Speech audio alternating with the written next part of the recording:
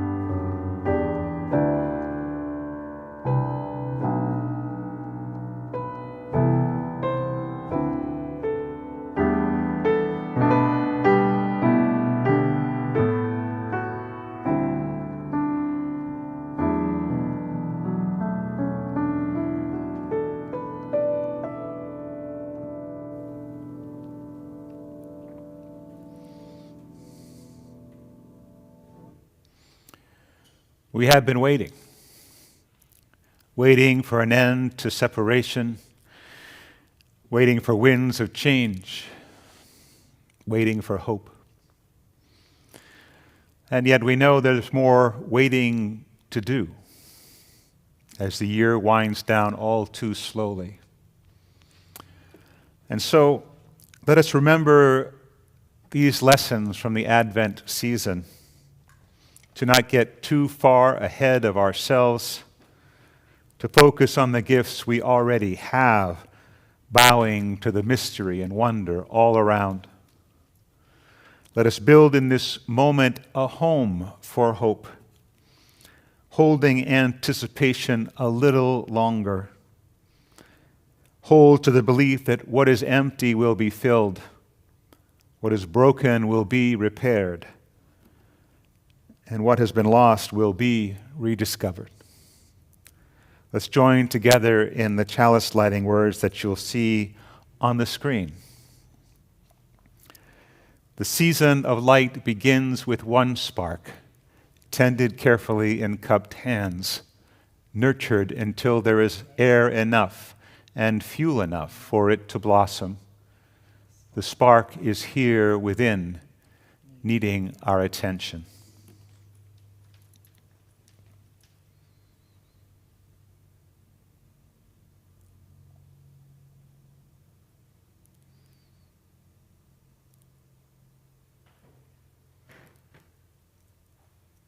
And let's join in singing our opening hymn, Wake Now My Senses. Wake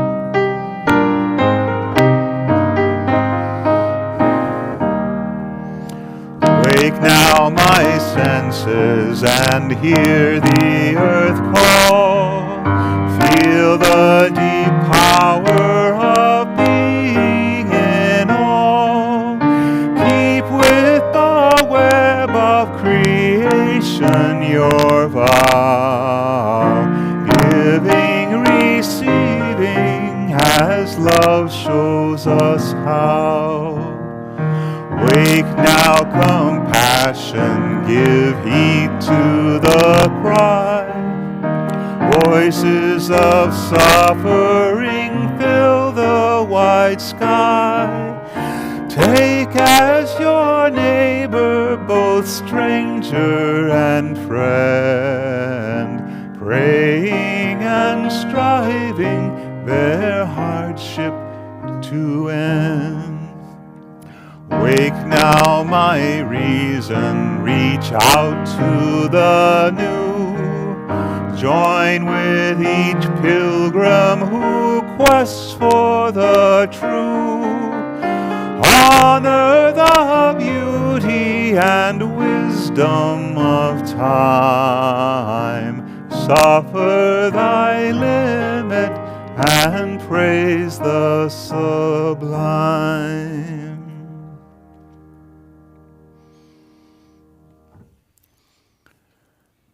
Suffer thy limit and praise the sublime. The Reverend Thomas Mickelson, who authored the words we just sang, passed away earlier this year at the age of 84.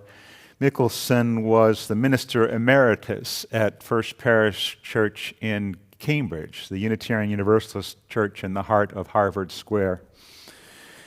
Having served there for 17 years from 1989 to 2006. Mickelson was notable for acknowledging the growing sense within our movement of a sense of the spiritual, a growing sense of a need for something more. In the early 70s, when he was ordained, he considered himself a religious humanist. He didn't talk much about God.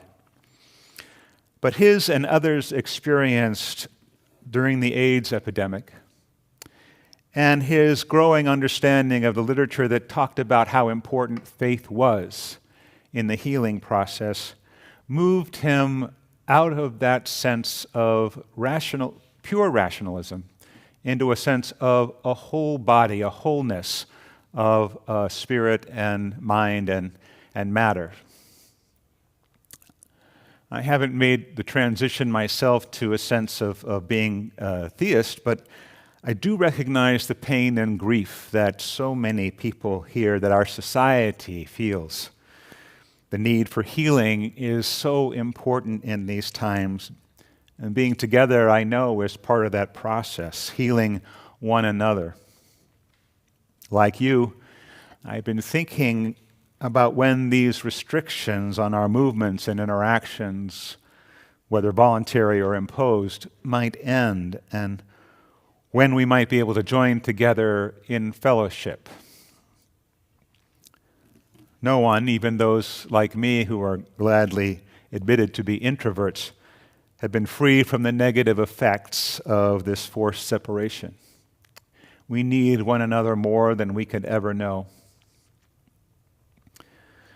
The scientific literature on the effects of social isolation have popped up in magazines and newspapers across the gamut of our special interests. And so while we're not unaware of the impact that isolation has on us, it doesn't necessarily help what we're feeling. We don't suffer these limits particularly well, but we are asked to do so for a while longer. Today, we begin our 10th month of virtual services. And while there is hope that the various vaccines will allow us to consider coming together in large group gatherings in the first half of the coming year, there's still plenty of waiting to be done. And now we enter the season of waiting, of Advent, a season in which many people struggle regardless of whether or not a pandemic rages. And this year, with only limited opportunities to gather with friends and family, it can be especially hard. And so we need to take every opportunity to reach out and connect with one another in whatever way we can, on the phone, through our Zoom offerings, any way we can. It's also important, I believe, to find ways to connect and praise the sublime, those little everyday miracles that are around us all the time, but we often don't pay attention to. Finally, it's important, I think, to connect within, to our inner strengths, our core, those things that nurture our hope, that help us build courage to keep us going through good times and bad.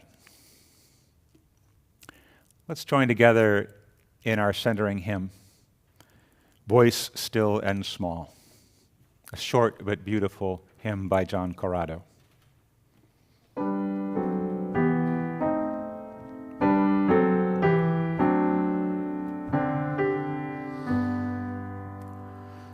Voice still and small, deep inside all, I hear you call, singing.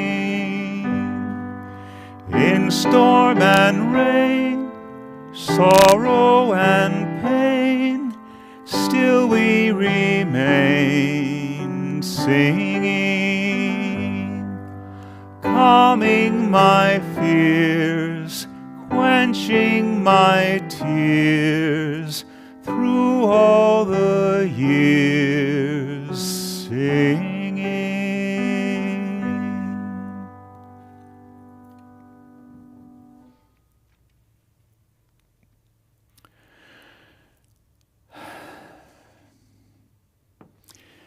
In this season, as I said, it's sometimes hard to get a bearing, to feel grounded. There's so much going on in the world, in our community. There's so much, even in this time of pandemic hustle and bustle, so much anxious effort towards Christmas, that it's hard sometimes to recognize that we need to settle into stillness.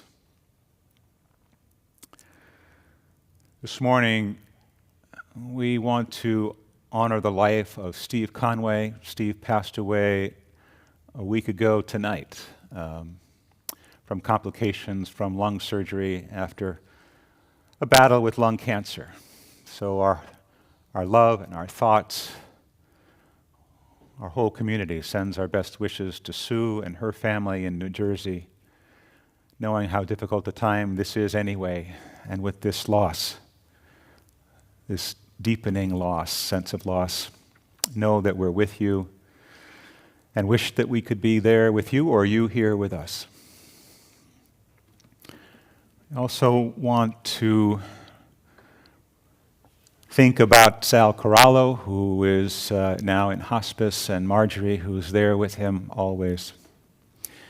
Thinking about that wonderful, joyful, thoughtful, reflective, energetic life, and knowing that it's his time too to quiet and still. And so our thoughts go to Marjorie during this time and to Sal. We are excited to report that Nora Marks and Ken are celebrating a new grandchild. We honor that and the joy of the birth of a baby during this holiday season. So we send our best wishes to Nora, Ken, and their family for this new addition to their lives. And every Sunday during this pandemic, we honor those who still serve on the front lines of healthcare at every station, knowing how much they risk, knowing how much they give, recognizing the sacrifice. And we honor those families who have lost loved ones, who are struggling over the illness of a loved one. Again, we stop and think and reflect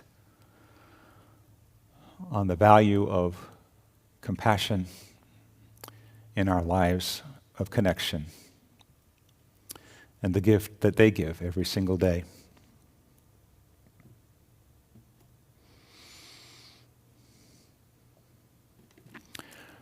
Let's enter into time of meditation followed by some shared silence.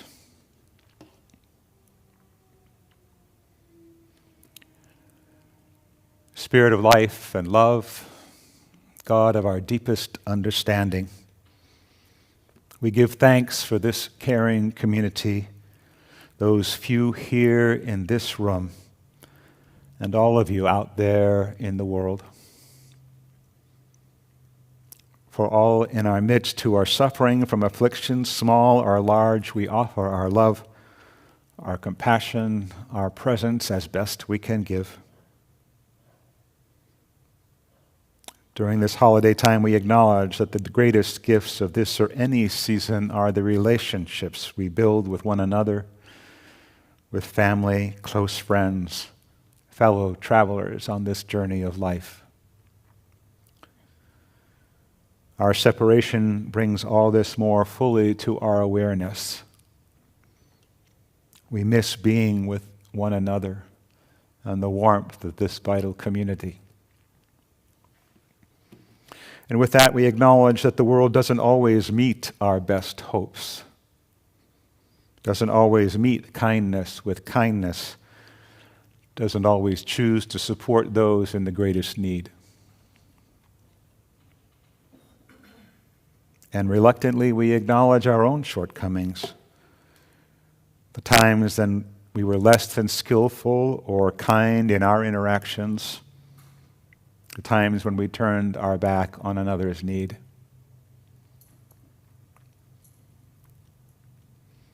Spirit of love, in the forced stillness of these days, may we be drawn into those deeper moments to wonder at the mysteries of the season, listening for the still, small voice deep inside that sparks our own truths and yearnings.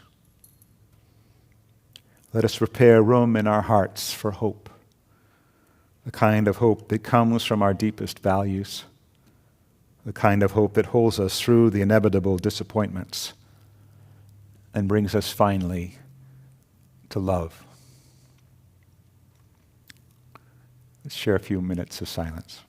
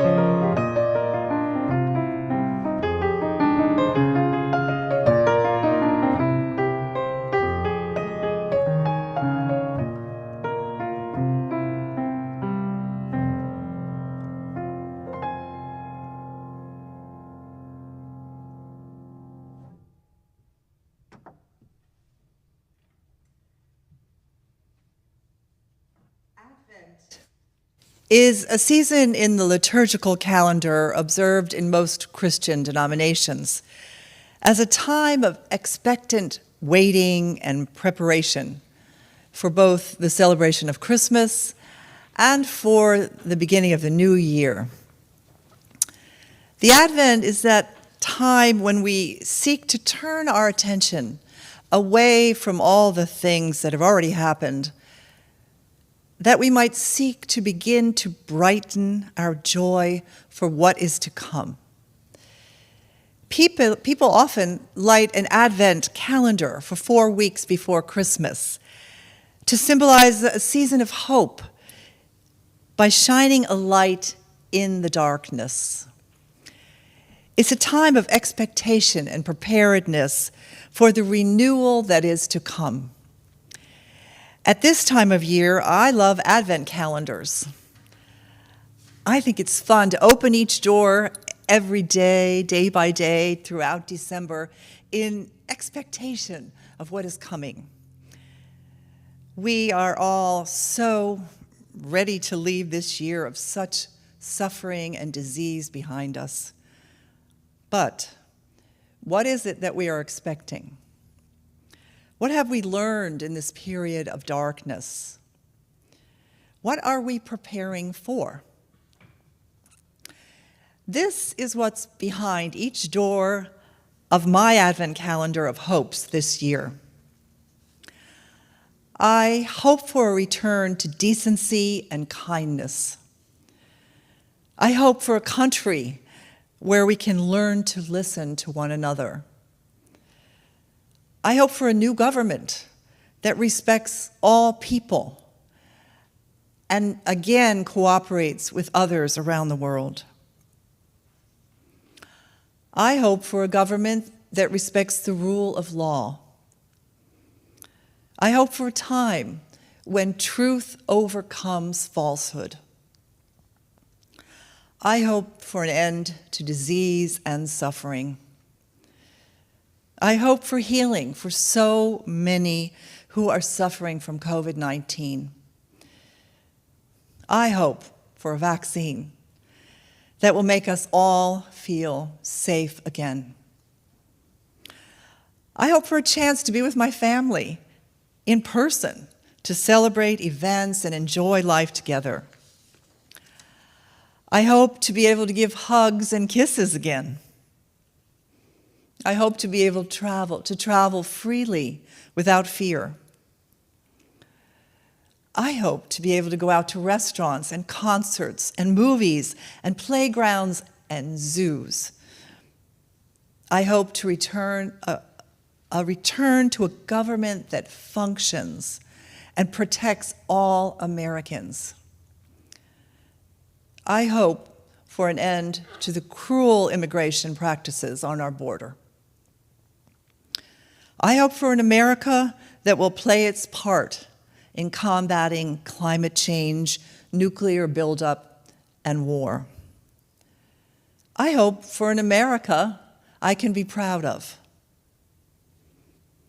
I hope to be able to see people's faces again and to breathe the air freely.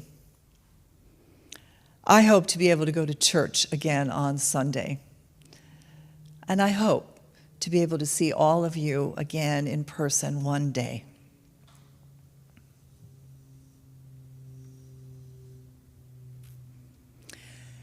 So now is the time for us to express our gratitude for this community, for its work, its vision, and for all the ways it has nourished our lives, from its welcoming doors to its sheltering walls, from the serenity of our memorial garden to our work in the greater community at large, to the ways at which it's held us together during this pandemic. For these things and for all the ways that it has nourished us and brought magic into our lives, this morning offering for the ongoing mission of this organization will be gratefully received. Please consider mailing your contribution today. You can find our address and lots more about this congregation at www.uunaples.org.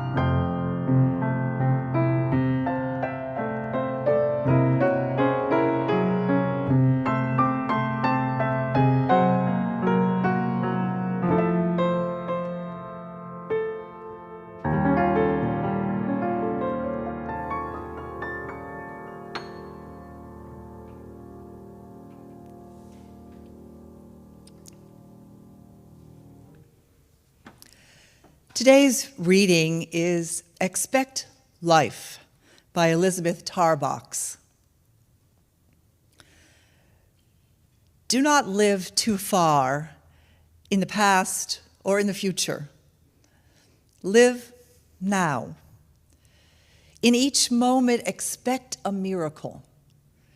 10 kinds of birds walking at the water's edge, and the tracks of a bobcat in the sand.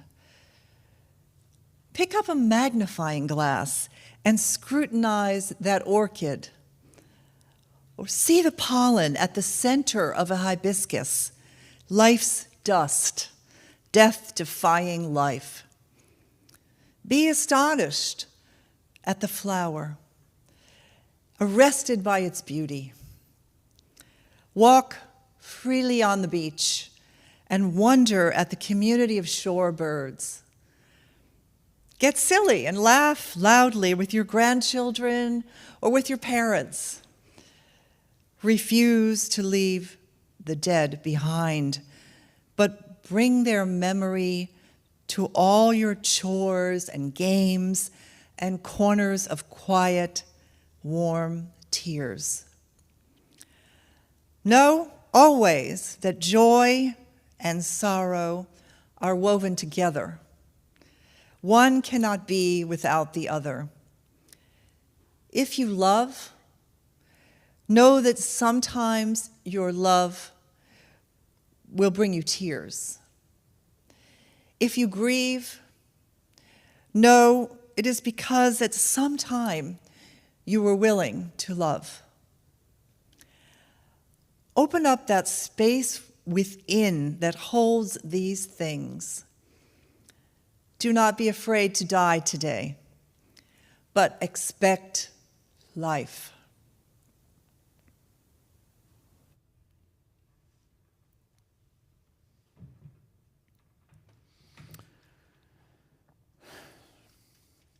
Ann and I were laughing at each other, at ourselves this past week. The recent spell of cooler weather had us breaking out our heaviest blanket at bedtime and still wondering if we were going to be warm enough. Of course, there's still that strange, stubborn New England mentality that somehow tells us that turning on the heat would be too wimpy, especially when we remember how we used to set the thermostat at 64 when we were up north. But I was grateful that it was warm enough yesterday to sit comfortably on the little screened-in porch we have, looking out over a pond, and wait for the muse to bring me some ideas about today's sermon: waiting, stillness, mystery. Fortunately, it didn't take too much waiting, as everything was remarkably still and quiet for a late Saturday morning. And just as I was settling into that silence, I heard some unusual noises and watched a pair of otters splash their way along the opposite shore, out for a rare midday explore. They weren't in sight for all that long, but I was conscious of having received a gift. A moment of uplifting grace in the middle of the day. A reminder of my place in the much, much grander scheme of things. And as I sat there, I realized how important moments like that are to my sense of well-being, my sense of peace, especially at this time of year. Like many of you, I feel a sense of longing in this season that I don't experience at other times. A pensiveness, sometimes combined with nostalgia, that takes hold.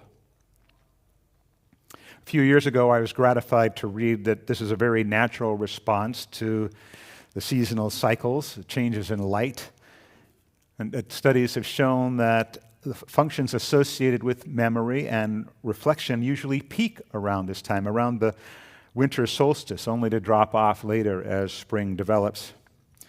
And so, normally, it's quite natural, I learn, to pause and think at this time of year on the mystery that is the self, that is the world, how we fit into this space and time, the people around us that we remember, and all where this might be headed. Less here than in northern latitudes, perhaps, but still within the periphery of our awareness, the light dims, the heart's shadows grow longer, and if you're like me and don't fill each minute with the busyness of the season, you spend a little more time pausing and reflecting.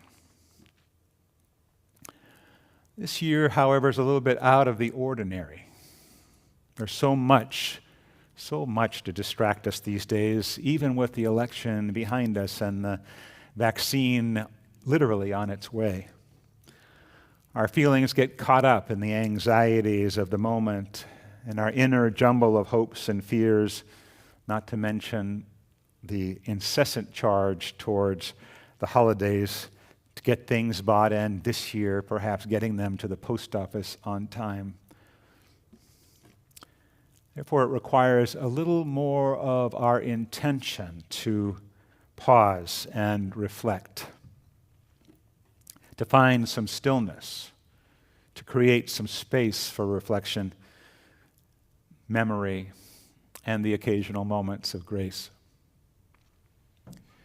Joanne mentioned Advent calendars, and one of the things I remember about growing up were the Advent calendars that were all over the house, and we did the same with our boys. But they were opportunities, actually, to hold the anticipation, to wait for the next day, to learn that skill of sitting in anticipation. And along with all the wonderful little things that were behind the window were the messages of the season. When the boys were growing up, we had an Advent calendar that told the story of the Gospels, and ending, of course, with the birth of Jesus. And there were others as well. My hope would have been or would be for Advent calendars, that they would sprinkle in the occasional thought of how we can center, how we can live, little gems of wisdom perhaps, cultivate kindness, practice stillness, be the change you want to see. That kind of message would really fit the season very well.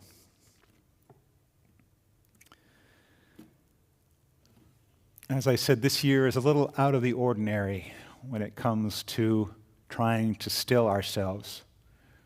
There is so much going on, so much news that keeps pounding away.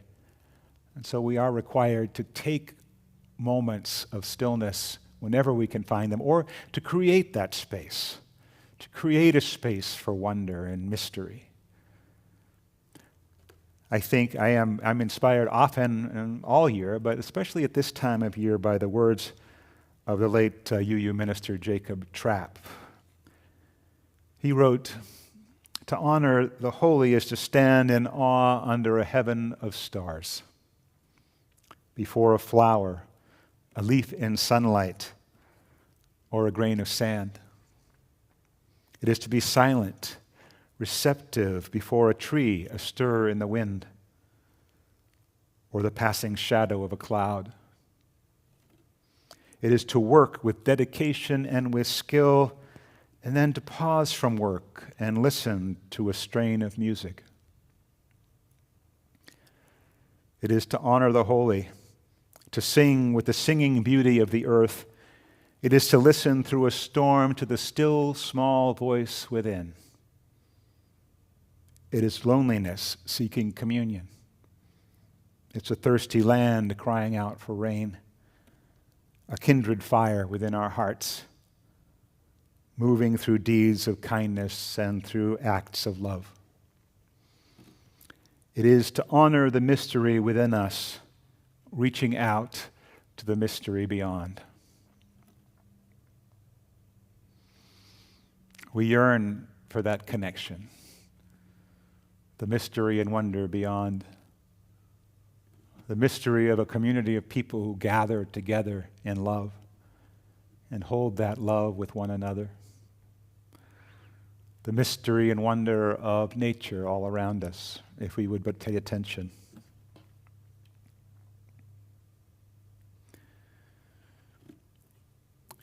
And it's no wonder, therefore, that the mysteries and the wonders, the sense of the season lead us to the stories of the season. The stories that sort of come together at this time of year, be it Christmas or Hanukkah or solstice celebration, Kwanzaa. Those things that celebrate the descent into darkness and then the coming light. The season of Advent, the 4-week season of contemplation, waiting for and expecting the birth of Jesus, is actually bound up in 3 faith traditions. It was, first of all, a Jewish story. For at the time of Jesus' birth, the Jews of Israel were once again suffering under an oppressive rule, political unrest, and many desperately wanted the arrival of a Messiah who would come to earth, free the people from tyranny, and rule according to the laws of justice and mercy. Of course, when Jesus started his ministry, he wasn't exactly the majestic ruler that the prophets had foretold. Here instead was this carpenter's son, born illegitimate in a stable, a rabble-rouser who eschewed a crown of gold. But there were those who came to believe that this Jesus was indeed the Christ, the Anointed One, the light of the world. And it's not by coincidence that many, many years later, when the early Christians decided on a time to commemorate the birth of this child, it was the winter solstice, the time of the year that had long been set aside by the pagan temples as a season to wait with great expectation for the turning of the light, the return of the warmth and sun.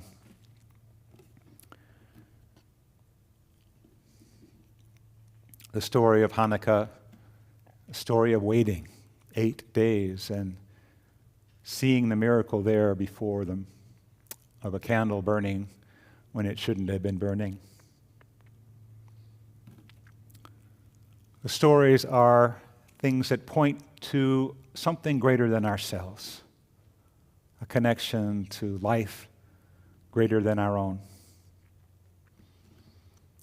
All the emotions that are tied up personally and communally and societally can be wrapped up in these stories. The movement from light to darkness, and then with hope to light again. Our emotions are wrapped up in these stories. They speak to something of an anticipation of something good to come. The birth of a baby, the return of the light, the return and the possibility of freedom. The joy of gathering, once again, with those we love. But with each story, there is a time of waiting, a time of anticipation, and that's where we are right now, holding ourselves, of taking the time to be grateful for the miracles that abound right in front of our eyes, a time for listening to our hearts and praising those things that take us beyond. In this holiday season, we wait for hope to come, but we need to create a space for it, to find some stillness, to honor the mystery and wonder.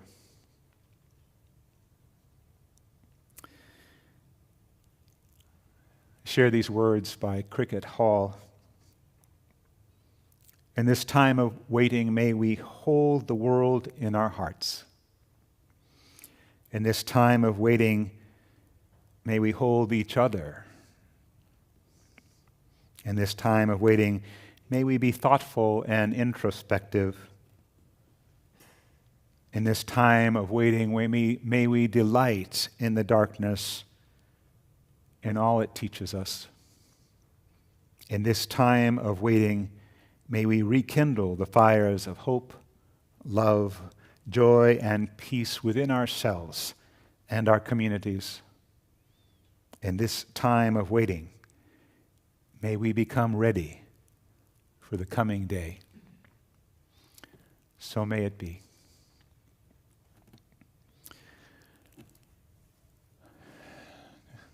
In this holiday season, my benediction doesn't change.